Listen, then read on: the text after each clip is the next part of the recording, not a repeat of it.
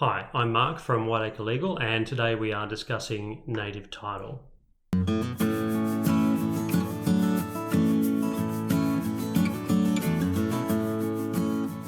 We're focusing on the future of native title, not necessarily the landmark decision of Mabo and the seismic shift that was in Australian recognition of Aboriginal land rights, but we're focusing more on the current state of affairs and where to from here.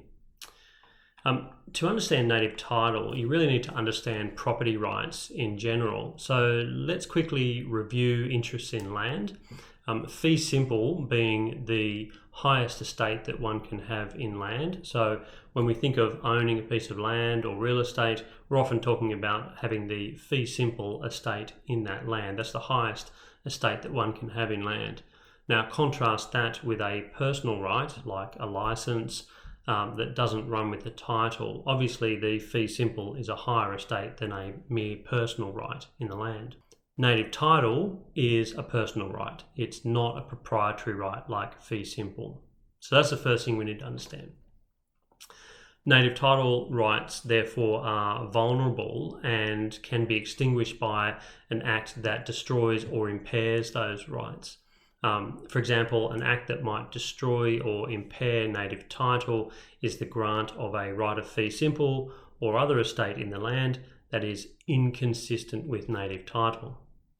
Now here we encounter the problem of what constitutes a clear and plain legal authority on what would extinguish native title.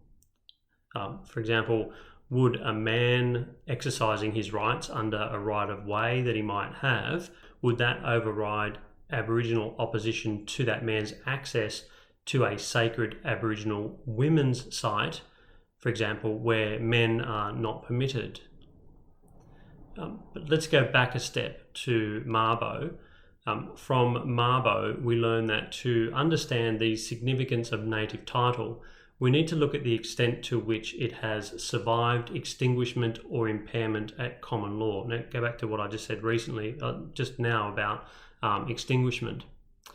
To determine that, we need to consider whether or not there has been a clear and plain legal authority for the extinguishment.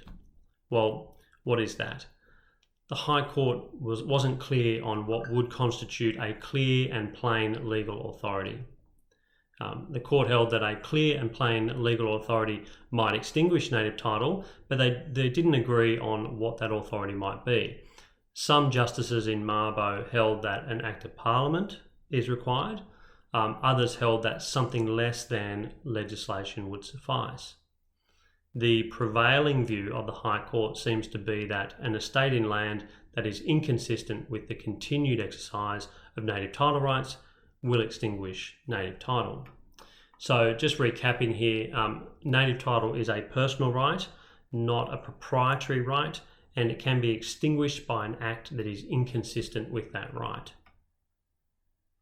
But what if the property right in question is not entirely inconsistent with the continued exercise of native title rights?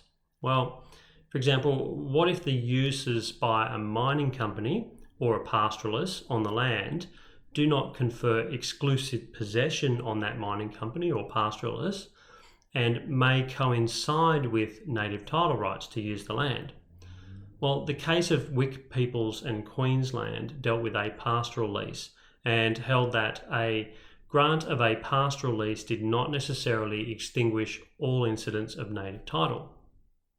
The majority, in that case, when considering whether there was a clear and plain intention to extinguish native title, considered that such an intention was only manifested when the inconsistency in question was such that native title rights and the rights of the grantee were unable to coexist.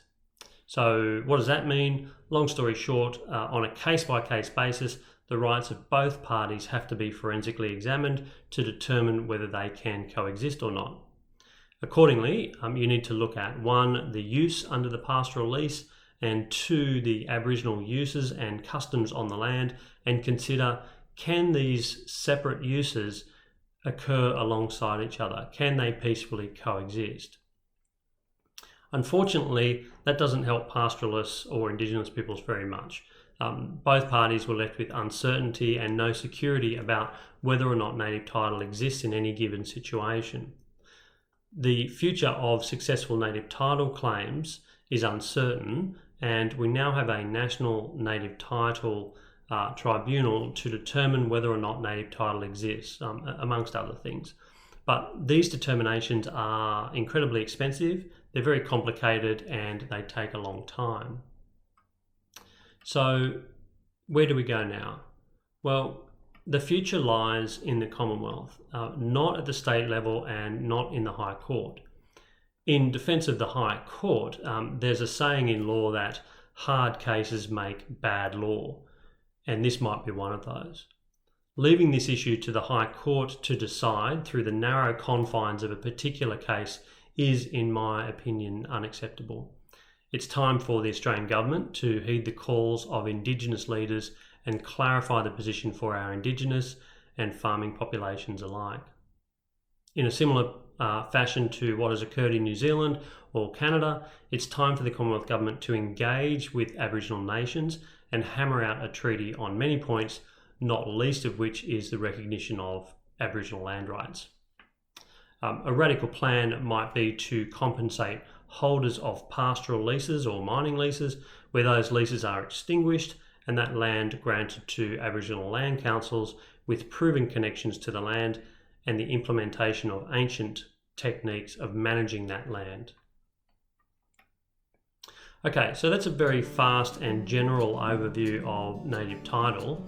For more videos on these subjects or like these, don't forget to subscribe to the channel and hit the like and comment on this video. That does wonders for our YouTube metrics, and also you can make your way over to our Whiteacre website to download a free copy of these slides that accompany this presentation. Okay, take care and thanks for watching.